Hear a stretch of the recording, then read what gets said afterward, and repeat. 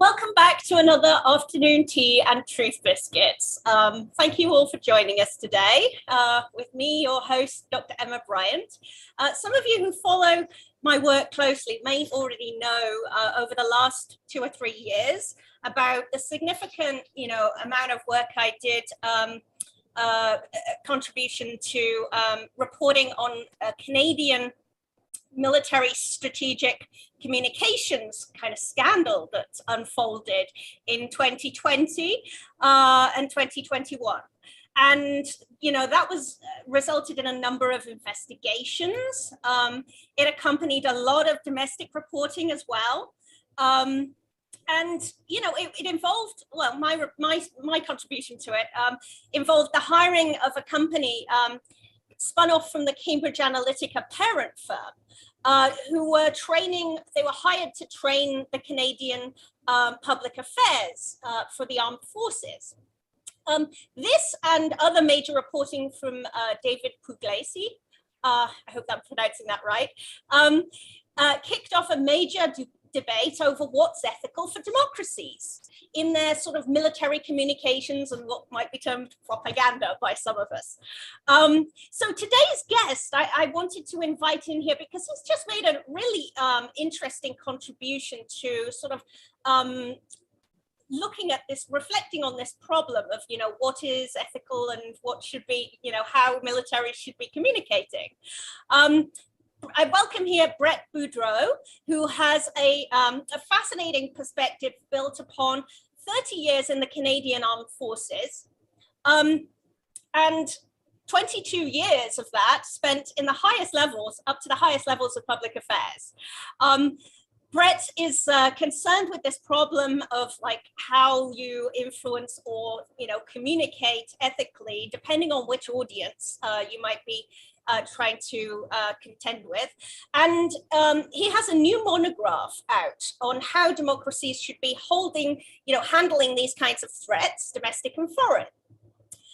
He's also published with NATO's Strategic Communications Center of Excellence, a report called "We Have Met the Enemy and He Is Us." And the new monograph that has just been published is called The Rise and Fall of Military Strategic Communication at National Defense from 2015 to 2021. Brett, welcome. It's so nice to have you with me. I hope that was all a reasonable summary, very brief. The long intro, but thank you. Thank you so much for joining me here. First of all, if I may, because, some of this military jargon around here it can be a little bit impenetrable and difficult for people. So I wonder if you could just sort of start by giving us a little bit of an overview for our audience, bearing in mind some of these people at home may not actually be Canadian as well. So, right. Let's unpack the terms. What was the Military Strategic Communications Initiative, which you discuss a little bit in your paper? Right. Thank you. Well, thank you for having me, Emma. It's the terminology is really complicated. It's complicated for the military, and this is in no small measure why progress in Canada and other nations within NATO in particular have been problematic. Each of these terms comes loaded with its own interpretations and impressions, and they all, information operations, strategic communications. Does strategic communications mean you've got operational communications and tactical communications? And does military strategic communications mean you've got civilian strategic communications? So it's a very real hodgepodge of terminology. But the monograph I did looked at one initiative at National Defense, essentially begun in 2015 with the accession of, at that point, the new Chief of Defense Staff, Jonathan Vance, who initially wanted to better understand how to do better public affairs on operations. That's how it started out. And then over time, it kind of morphed into a broader examination of how to do military strategic communications more broadly. So all of the elements of how it is a defense organization informs, influences, persuades, coerces, acts, both domestically and internationally. And over the course of that 5+ year period, a number of missteps along the way happened. And so in November 2020, the initiative was shut down. That was about the same time as it generated 4 internal investigations, one into the collection of intelligence on Canadians, the discussion of how an information operations annex had been issued in the first place during our COVID-19 pandemic support, a PSYOPs exercise gone wrong, kind of labeled the fake wolves exercise that generated a bunch of kind of international attention, and then a broader review of the influence operations capability more broadly. So 4 investigations, and in June 2021, the chief and the DM came out with their findings, which were quite extraordinary, and they assessed that the whole initiative all along had suffered from the lack of strategic level direction and guidance, and that meant that inappropriate authorities and governance had been affected, and that the initiative, in fact, was incompatible with government policy. So a pretty extraordinary kind of understanding of what was a fairly large and momentous 5.5 year effort. Yes, that is incredible and really concerning that this could develop over 5 years with such really such important problems built into the whole development of this. So how could that possibly happen? Can I just ask you to go into the mechanics of this a little bit, if that's okay, a little bit more? Well, why, I guess first it's useful to understand, what was the impetus for the initiative in the first place? Yes, please. Yeah, that's and it really was kind of both operators and practitioners both intuitively understood that the defense needed to do better in the information environment. I mean, adversaries were doing well, be it Taliban or Daesh, able to recruit and able to conduct their activities without at this point NATO in Afghanistan or others being able to affect the type of outcomes or objectives that they wanted. The military wasn't strategic enough. Operators believed that the system, be it politicians or practitioners, weren't able to work in the gray zone well. And so by that I mean, Russia invades, Ukraine kind of round one with little green man, and what was the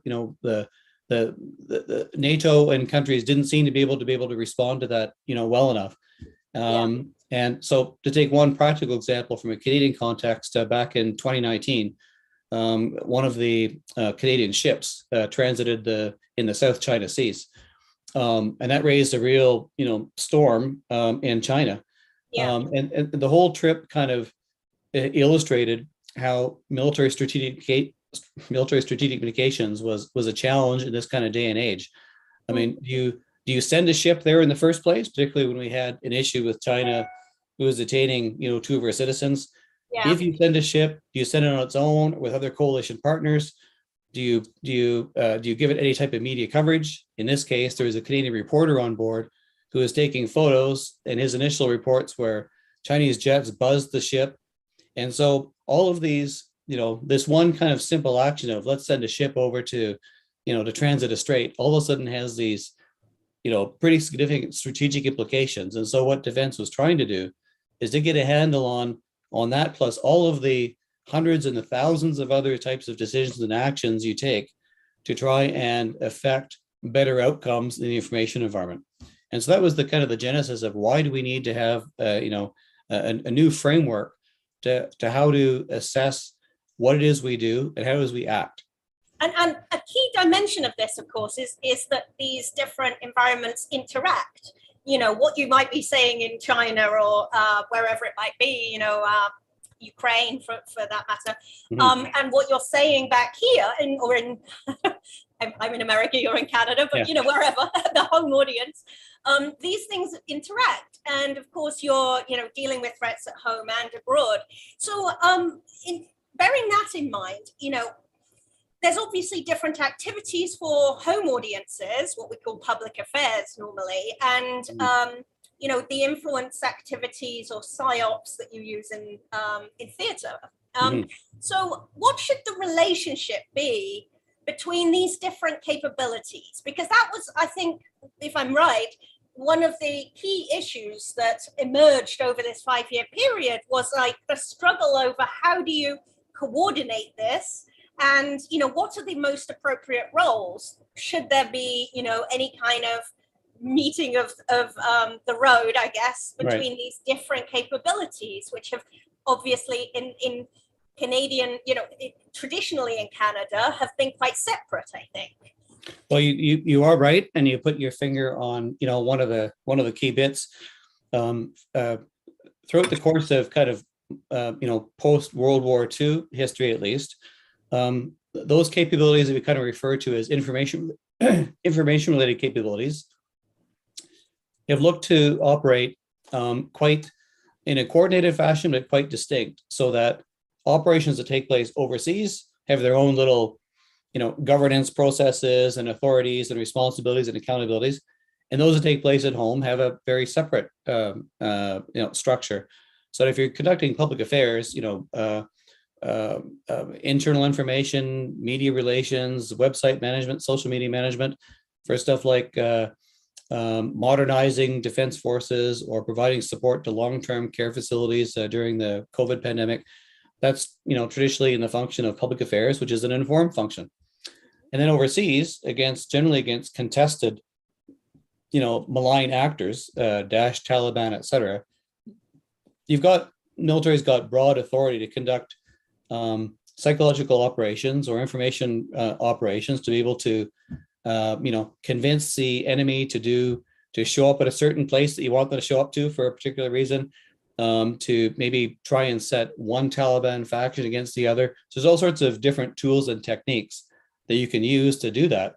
And at least up until this initiative, in both doctrine and policy and training and common sense, those have been quite distinct, so that you don't end up using tools, techniques, and tactics that you would apply to malign actors overseas during a war to Canadians or domestic audiences at home. And a number of incidents and decisions took place here in Canada over that time to confuse those two. And so, embedded in the policy that was actually approved and other policies that were being considered, there was a real confusion about when it is you could actually use these, because the threats have changed and internet has changed things. And what used to be just an overseas threat is now inside the house, so to speak. And so you can't make the distinctions of where the threat comes from as easy as you used to be able to. And so our structures, our organizations, our processes, our methodologies, our capabilities are all built for a pre-internet Cold War time that hasn't evolved really to be able to deal with the new realities of the information environment. And to illustrate those new realities very vividly, we could just bring up for a moment the convoy situation, and the way that Ottawa was really just taken to it, I don't want to say to its knees, but brought to a halt at the very least, by these protests. Was it over the summer when was it again now? Yeah, just 3 or 4 months ago, really, during the height of the winter here in Ottawa, which is a bit chilly for them. I'm sorry, but yes, and so I just wanted to highlight the national security consequences of things that are domestic challenges. We've seen the same in the United States with January 6th and so on, and it can be very. It very often does happen that there can be foreign interference, and that can be very difficult to source and to demonstrate where something might be influenced by foreign actors and might not be. So how you respond to that it's difficult, isn't it? Well, it's not just a defense space. It's a small d defense as opposed to a departmental defense, and each of these, we can see in the last 5 or 10 years in particular, each of these issues that we're required to respond to is a multifaceted, multi-departmental effort. I mean, we're out of this realm where whereas we might have been used to before of, be it the early Bosnia deployments or other peacekeeping deployments, you kind of send military forces over and fire and forget, and you kind of see at the end of a 6-month or 1-year period. But these are all, these are all have all of these issues, be it repatriation of Syrian refugees or climate change.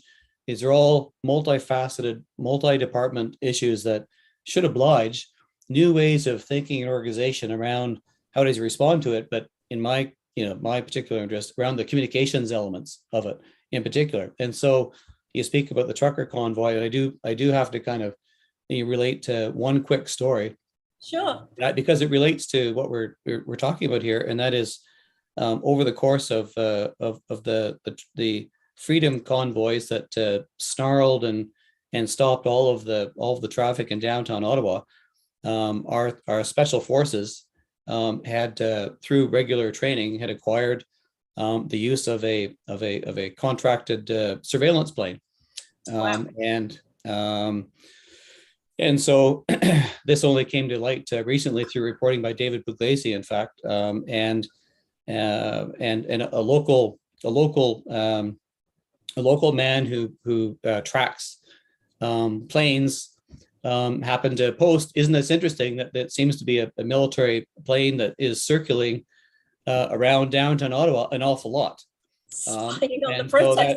And so that kind of led to questions which defense initially denied, and then all of a sudden, wow. Oh yes, it was us, but it was us, but wasn't us because it was a contracted flight, and we made these. We had already contracted this some time ago, so we couldn't change it, and so you had special forces, on this surveillance plane around the trucker convoy, and it's a good example. It speaks to the lack of integration of strategic communications considerations in your operations, because in that type of situation, you might say, let's not have that over downtown Ottawa right now. If you've bought the time, go send it somewhere else, anywhere else but over Ottawa, and then to not give people the perception and impression you're actually tracking and surveilling them. Okay. So even if you need to kind of test these capabilities, maybe don't do it like right there at that time. And so this through the reporting by Puglisi and others raised a number of pretty interesting issues around what are the authorities needed to use these types of information operations related capabilities in a domestic environment? Who gives the approval? Who provides the oversight? Yeah. How do you speak to that publicly? And hopefully you don't lie about it, right? Because as soon as you do that, you begin to lose trust, credibility, of the organization, and that's not good when your whole organization, in my view, institutional trust and organizational credibility is the lifeblood of an institution, particularly of defense. I see it as an existential requirement, and you lose that, and you lose any ability to kind of progress your program, to recruit, to retain, to get the equipment you want, et cetera. So keeping that trust and credibility is critical. And so that is embedded in each one of your operational decisions and executions of operations and activities. I think that's one of the key takeaways, actually, isn't it? That, a lot of these things you've got going on at the moment, problems like, spreading conspiracy theories. You've got, the trucker convoy is just one example of these kinds of domestic concerns that have resulted.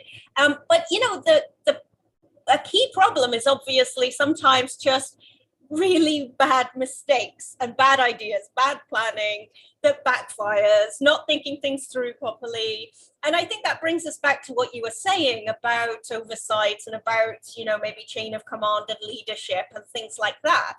Would you say? Does that seem reasonable? Absolutely. I mean, we've the way that the military has structured these types of capabilities, again, is based on an old Cold War construct, and so we haven't the militaries around the world, although I would argue with the exception of the UK and the US Marines, have not taken a whiteboard and said, knowing what we know now, knowing what the last 20 years worth of military operations have told us, and how the information environment is, how would we structure all of these assets and capabilities to be able to inform, influence, persuade, coerce, and act better. How would we structure that?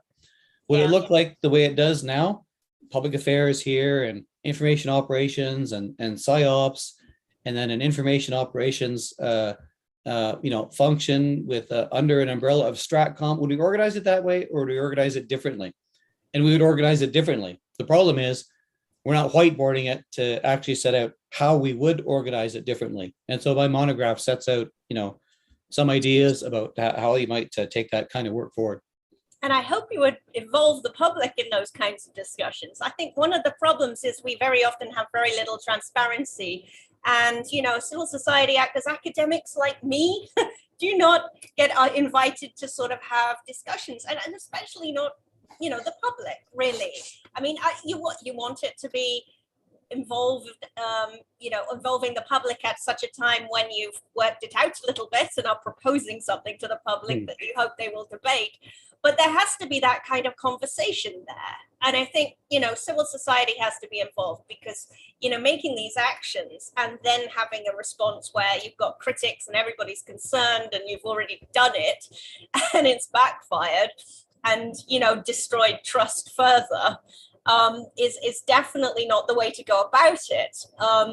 This is one of the key findings, certainly in my report. The militaries tend to be cloistered systems, and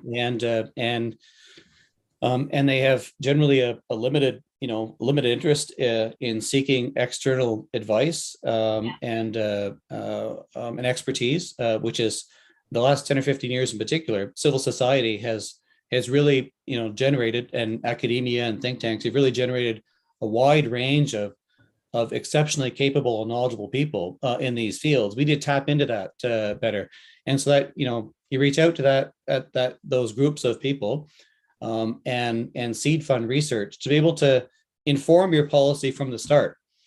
It shouldn't just be a briefing to a conference to say, hey, here's what the military is planning to do and hope you like it, kind of thing. Yes, we need to exactly. we need to be able to the military needs to be able to kind of reach out and make some investments in more research, but also actively seek stakeholder and influencer engagement. Why? Because in the day, as this initiative shows, if you take a deliberate action not to communicate about the initiative, guess what? When things start to go wrong or it blows up, you've got no baseline. You've got no ability to kind of reach out to influencers like yourselves to say, no, it's not. That's not what we're trying to do. It's really this. Well, sorry, but you had 5 years to kind of tell me otherwise, and you haven't done so to this point. So why should I believe you now? Yeah, absolutely. I'm seeing lots of comments and questions coming in. We'll come to those in a second. Thank you so much to the audience. I want to just ask first, we've just outlined quite a lot of the failures, and we obviously know there was a lot of reporting that was negative, including we saw kind of headlines about how the military were influencing citizens in Canada and so on. And so what was the kind of military's response to critics and the press, just, following on from what you just said? And how must that be kind of improved? How can you improve that kind of culture? Well, I guess there wasn't much of a response. I mean, eventually there was. I mean, certainly they kind of things started to crack around October 2020 when. Well, that was when my article came out. What about the same time? Ironically enough, literally on the same day, we had two fairly dramatic kind of media reports. One stemming from your organized crime and corruption reporting project story about the use of spending more than $1 million on behavioral training techniques to public affairs officers. At the same time, this PSYOPs exercise gone wrong in Nova Scotia, where they look to use pretend there are some wolves who were introduced to the community, and community needed to kind of watch out for that. So those things both happened at the same time, which really got senior leaders thinking, because that had come at the end of a period of much internal reflection Yeah. including how information operations had been undertaken over a domestic operation. And then really kind of the straw that broke the camel's back, though, was 2 weeks after those October reports, was another report by Pugliese around the effort by military public affairs to create a defense strategic communications component that looked to actually directly influence Canadians' behaviors and attitudes. And so finally, at that point, senior leadership said, "Okay, we've seen enough." They shut it down. They issued a week later. They issued a series of directives to provide some, for the first time in 5.5 years, some written senior leader direction and guidance that set out 74 tasks to a bunch of organizations to try and reset the initiatives.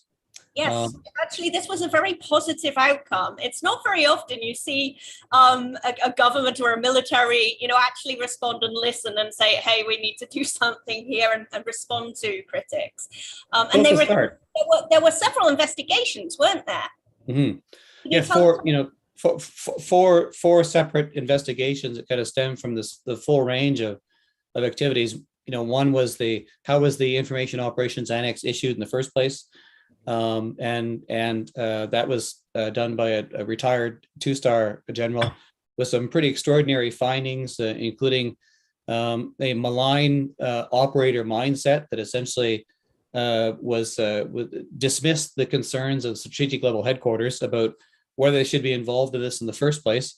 As one of the senior leaders in that organization said, to media, he said, for all those young folks who are knowledgeable about the information space, we don't put any restraints on the use of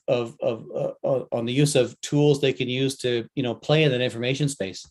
And yes, we do. We do, and we must. And so that was an example of the attitude within that particular headquarters. They found that a group did in fact collect information on data and on Canadians during the pandemic, which was not allowed by the rules and regulations at the time.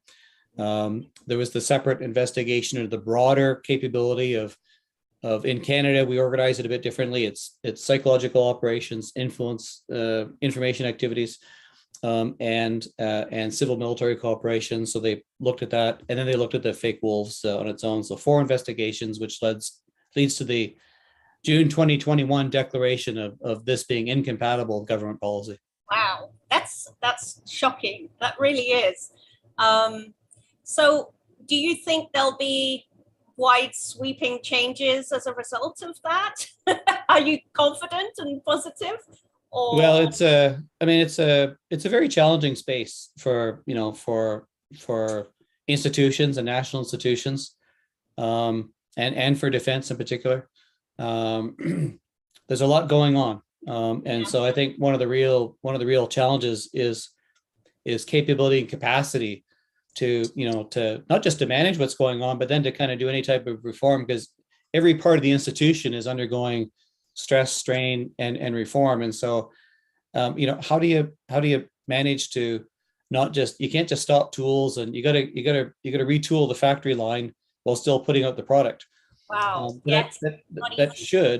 That should tell the organization to kind of reach out to external advisors or support, contracted support, or to redo what it is you have. There's no shortage of people that are working in this space. So in defense, my report points out there's 963 people actually doing public affairs and national events.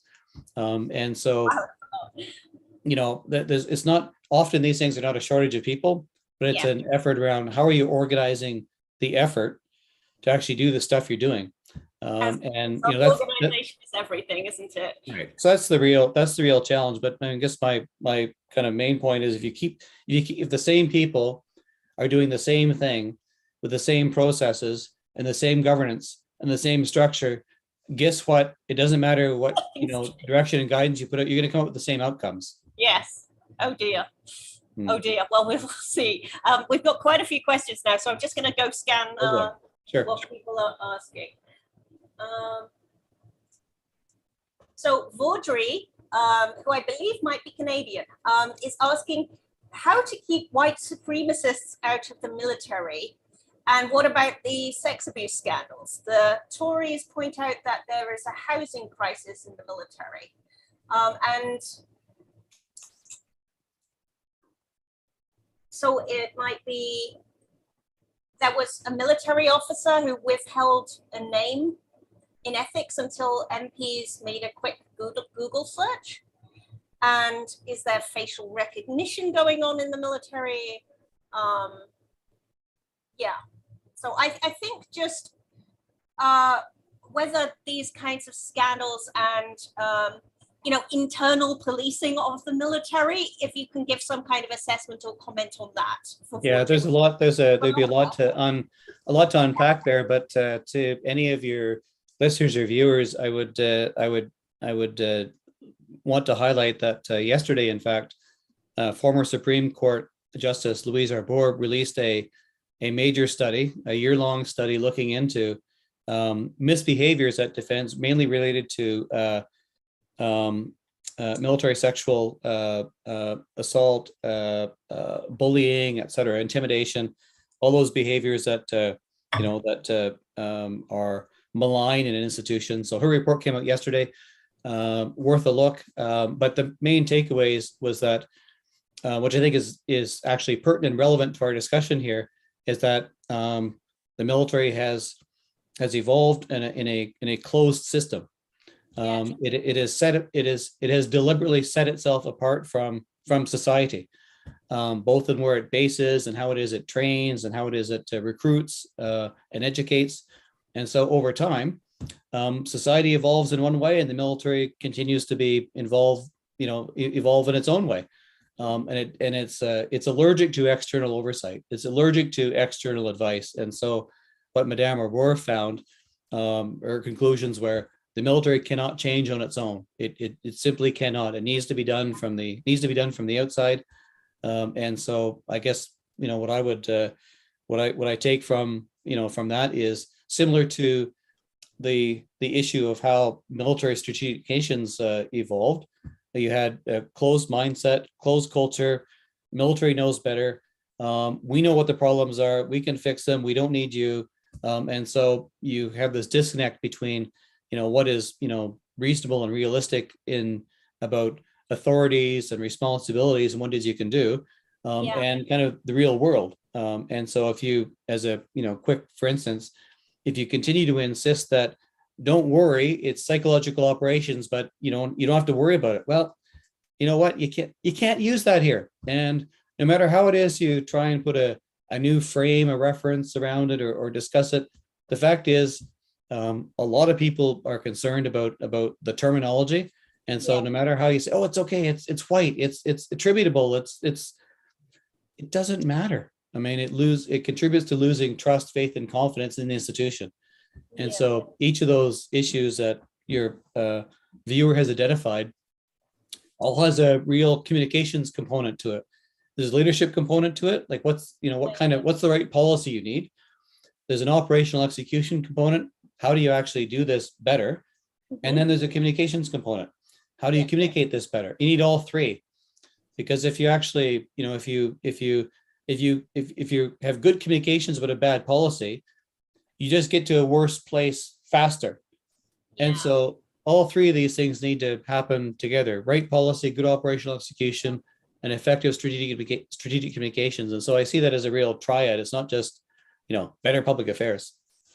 Yes, and I think as well, all of these things are impediments to enabling that process, which I think is one of the most important things that you highlight in your monograph about this self-reflection and learning and openness and an ability to have those discussions with other, experts and critics even, and make them real discussions, not just dealing with PR, Well, we need to seek that type of information and guidance. And so rather than sending your senior officers only off to a military college for a year to interact with just other military people, put them on assignment with other great organizations, so they can bring back their experience from Atlantic Council or other organizations that are looking at countering, mis and disinformation, to bring that back, to give them that exposure that they don't have to, like, the real world, so to speak. Yes, a little bit more dialogue. Thank you so much, Brett. We've come to the end of our time here, but I wanted to finish up the questions, and this was just such a great reflection on, such a really important time for, at the transition and development of these kinds of communication tools. Really appreciate you joining me. Everybody at home, thank you so much for joining us, and I hope you will share the video, as well as, if you can contribute to my Patreon. It helps to keep this show going. So I appreciate that even more. Thank you very much. Okay, thank you, Brett. And thank you, Emma. Thanks for the chance to chat. Bye. Bye-bye.